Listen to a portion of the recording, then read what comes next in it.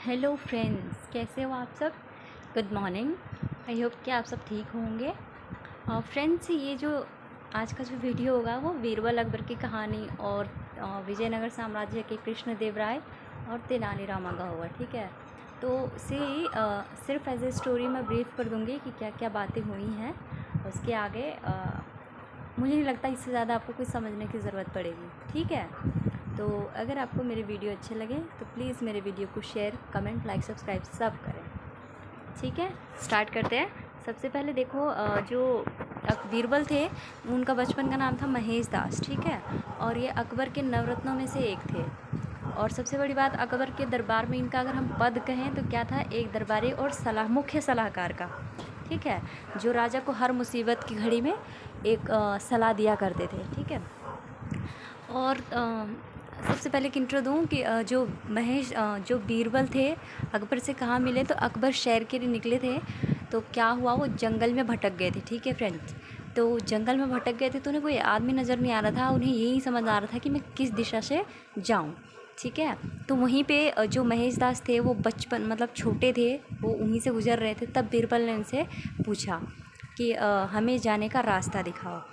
तो बीरबल ने एक कमेंट किया, जोक मारा था कि रास्ता नहीं जाता बल्कि इंसान जाते हैं। तो इस बात पे बीरबल खुश हुए थे और उनकी समझदारी के लिए उन्होंने अपनी एक अंगूठी दी और कहा कि जब तुम्हें कभी कोई काम हो तो मुझे इसी अंगूठी के साथ आके मेरे दरबार में मिलना। ठीक है, तो वहाँ पर जब वो अंगूठी लेके दरबार में जाते हैं तब जाके उनको बीरबल ने जब उनके दरबार में जाते हैं तो जो 5 मंत्री होते हैं उनके 5 क्वेश्चंस पूछते हैं कि क्या चीज़ ऐसी है जो एक दूसरे को नहीं दे सकती। तो उन्होंने आँख बताई थी। एक लकीर को खींच के बताया था कि इसे छोटा करना, तो उन्होंने उसके ऊपर एक बड़ी लकीर खींच दी थी। ठीक है, ऐसे 5 क्वेश्चन किए गए थे वहाँ पे। तो उनकी इस समझदारी के लिए बीरबल ने जो अकबर थे उन्होंने उनको क्या नाम दिया, बीरबल। ठीक है, एक छोटा सा इंट्रो था। अब आगे चलते हैं। देखो इनके बीच में कौन कौन सी बात, किस किस बात के लिए मुख्य बिंदु क्या है उनकी बातों के। तो सबसे पहला क्वेश्चन आता है, सबसे बड़ा मूर्ख कौन। ठीक है, एक दिन जो राजा होते हैं ना अकबर, वो अपने कक्ष में बैठे हुए क्या सोचते हैं कि मैंने सबसे बड़ा मूर्ख नहीं देखा अपनी लाइफ में। ठीक है, तो वो बीरबल को बुलाते हैं। तो बीरबल से कहते हैं कि बीरबल, मुझे सबसे बड़े मूर्ख को देखना है, मैंने कभी नहीं देखे 5 सबसे बड़े मूर्ख। ठीक है, तो बीरबल कहते हैं कि ठीक है, मुझे 2-3 दिन का टाइम दीजिए, मैं लेके आता हूँ। ठीक है, तो जैसे बाहर निकलते हैं ना तो उनको 5 मूर्ख मिलते हैं। सबसे पहले क्या कि एक आदमी होता है, उसको मुझे याद नहीं, 2 बताती मैं। 2 आदमी होते हैं, वो आपस में लड़ रहे होते हैं। एक बोलता है शेर छोड़ दूंगा, दूसरा बोलता है कि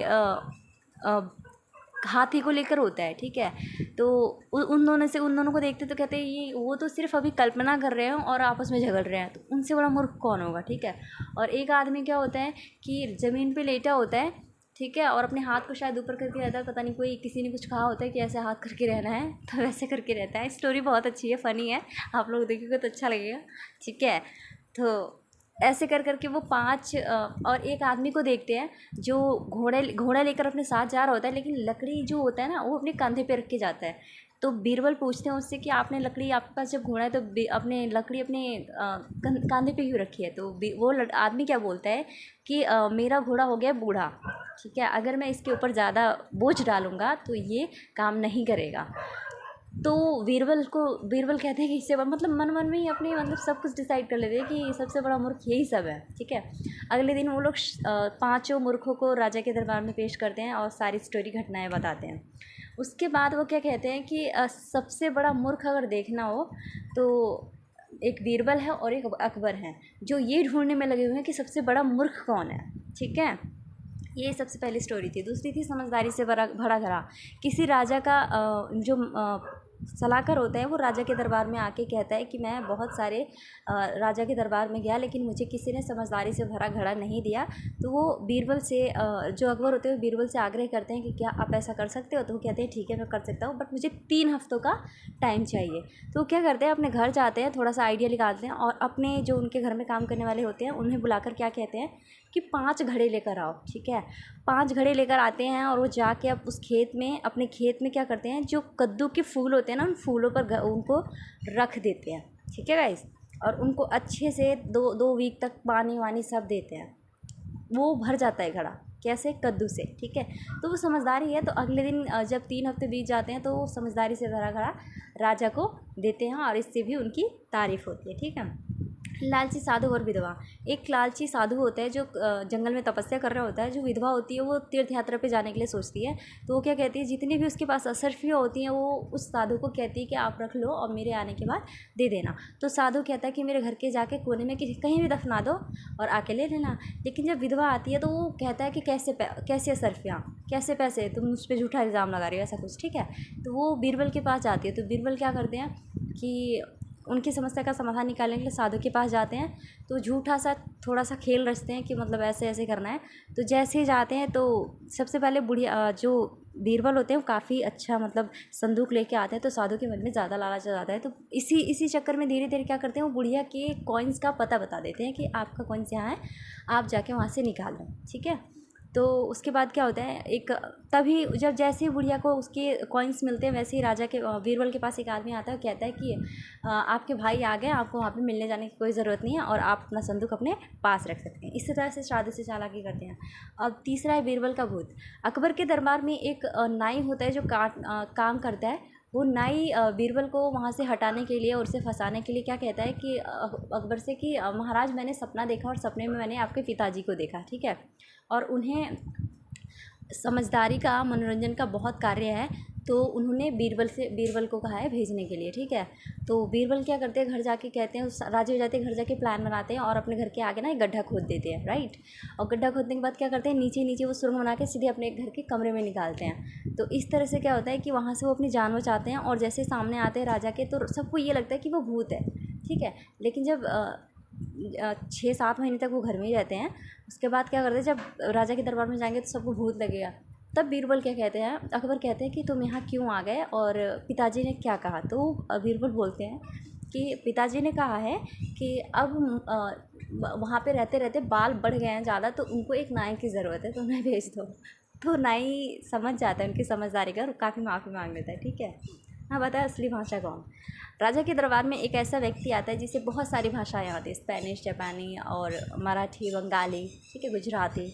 तो वो आदमी आता है तो ऐसा ये होता है ना कि मतलब लैंग्वेज से हम समझ जाते हैं कि आदमी कहाँ से बिलोंग करता है। तो वो आदमी ने दरबार में बहुत सारी भाषाएं बोली जिसे लोग ये ना समझ पाए कि उसका असली भाषा कौन है। तो इस बात का पता बीरबल ने लगाया। बीरबल ने कैसे लगाया कि जब वो आदमी जाके सोया था तब उन्होंने अपने काम करने वाले लॉकर को भेजा और उसके मुंह में पानी मारने के लिए कहा। जैसे ही उसने पानी मारा तो जाहिर सी बात है, नींद में जो भी व्यक्ति बोलता है और अचानक से जो भी घटना होती है, जब कोई व्यक्ति बोलता है ना तो उसकी असली भाषा होती है, राइट। तो जो बीरबल होते हैं कॉर्नर में बैठ के सुन रहे होते हैं कि क्या बोलता है, तो उन्हें पता चल जाता है कि उसकी असली भाषा कौन सी है, ठीक है। अगला आता है घमंडी धनी सेठ। सिर्फ अकबर के दरबार में एक बहुत ही अच्छा जो क्या बोलते हैं चित्रकारी करने वाला एक व्यक्ति था, ठीक है। उसकी चित्रकारी की कोई मतलब दांज नहीं था। वो बहुत परेशान था काफ़ी दिन से, क्योंकि उससे दूसरे एक राजा ने अपने चित्र बनाने के लिए कहा, लेकिन चित्र जैसे वो बनाता तो अगले दिन वो लेके आता तो कुछ ना कुछ राजा कर देता है। जैसे कि पहले दिन उन्होंने क्या करा, उसकी दाढ़ी मूछे और मतलब सब था। अगले दिन क्या करता है, अपनी मूछें हटा देता है। फिर एक दिन क्या करता है, अपनी दाढ़ी हटा देता है। फिर एक दिन क्या करता है, अपनी मतलब मूछें दाढ़ी दोनों ही हटा देता है। तो इस वजह से वो बहुत परेशान हो जाता है। तो इसका मतलब क्या है, कहीं ना कहीं वो राजा उस बेचारे का मतलब जो आदमी है उसकी कला का मजाक उड़ा रहा है। इससे बीरबल ने बताया, बीरबल को उसने सारी परेशानी बताई तो बीरबल गए। तो बीरबल ने क्या किया कि उन्होंने अपने एक शीशा फ्रेम करके दिया और वो दरबारी फिर से गया उनके पास। उन्हें कहा कि महाराज मुझे एक बार और चित्र बनाने का मौका दीजिए। तो बनाता है और जैसे ही वो देता है शीशा तो वो खोल के उनका मुंह खुला का खुला रह जाता है, राइट। कि अब तो जैसा है वैसे ही दिख रहे हो, कुछ चेंज नहीं है। जाहिर सी बात है, जैसा आपने मुंह खोला वैसा मुंह भी नज़र आ रहा है। तब राजा को एनालाइज होता है इसकी गलती कि किसी की कला का मजाक नहीं उड़ाना चाहिए। तब जाके वो उससे माफ़ी मांग के उसको अपने दरबार में रख लेते हैं।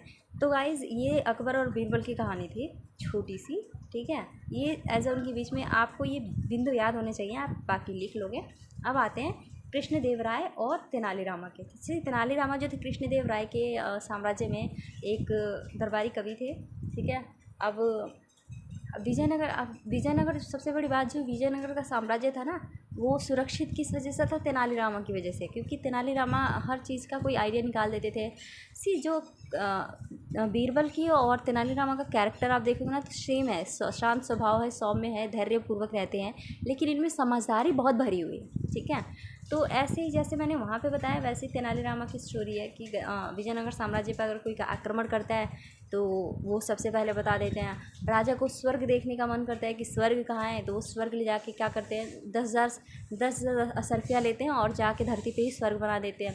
तो राजा को अपनी गलती का एहसास होता है। दूसरा, बाहर से कोई देश अगर विजयनगर साम्राज्य पर हमला करने वाला है तो भी उन्हें बता देते हैं। ठीक है, तो ये उनकी स्टोरी थी।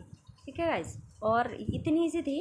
अगर आपको समझ में आए तो प्लीज़ मेरे वीडियो को लाइक शेयर कमेंट ज़रूर करें, और मेरे वीडियो को प्लीज़ फैलाएं और मेरे चैनल को सब्सक्राइब करें। ठीक है, अगर इससे रिलेटेड और भी कोई क्वेश्चन पूछना हो तो आप मुझे कमेंट में बता दीजिएगा। Okay, thank you, have a nice day.